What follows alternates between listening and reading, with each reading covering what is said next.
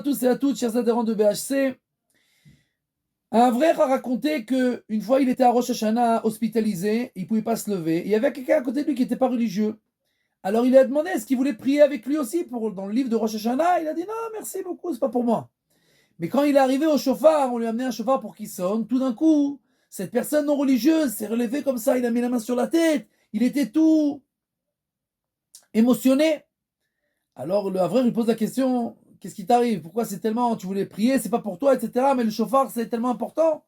Alors il dit, écoute-moi, hein, j'étais dans les sous-marins, dans l'armée.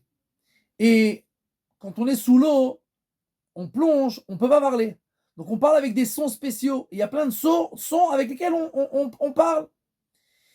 Quand je me suis libéré de l'armée, alors j'ai vu une annonce, il y avait écrit qu'on cherchait des gens qui connaissaient ces sons-là. Et il y avait un numéro de téléphone, j'ai appelé, on m'a fixé rendez-vous à midi. Je suis arrivé à midi 5, il y avait déjà 100 personnes qui attendaient, on a fixé rendez-vous à tout le monde à midi. Bon, ils avaient mis un buffet, il y avait de la musique, pour que les gens ne s'énervent pas. Et puis tout d'un coup, je capte que dans la musique, il y avait les sons du sous-marin. Tac, tac, tac.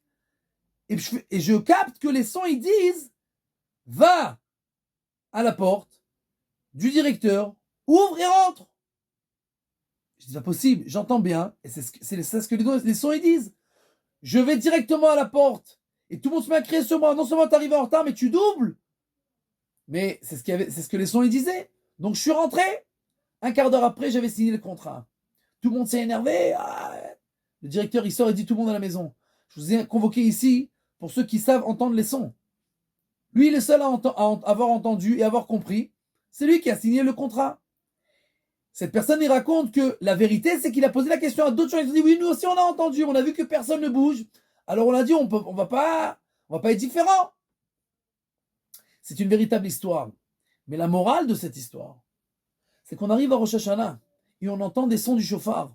Et le son, ils disent, va chez le directeur, tu peux signer un nouveau contrat. Et après, on sort.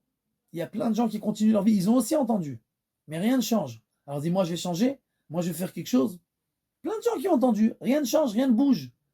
Et en fait, c'est tellement dommage. Tu peux signer un contrat. Tu peux gagner ta vie. D'accord? Si tu entends les sons, tu vas chez le directeur, tu vas chez Akadosh Baruch Hu, et tu dis, c'est la nouvelle année. La nouvelle année, je change. Je suis comme ça, je fais ça, je vais changer ça, je vais faire ça, etc., etc., dans tous les domaines. Et alors, si on fait ça, on pourra signer un nouveau contrat, et avec ça, avoir Bezrat Hashem, une Shana Tova, ou Metuka.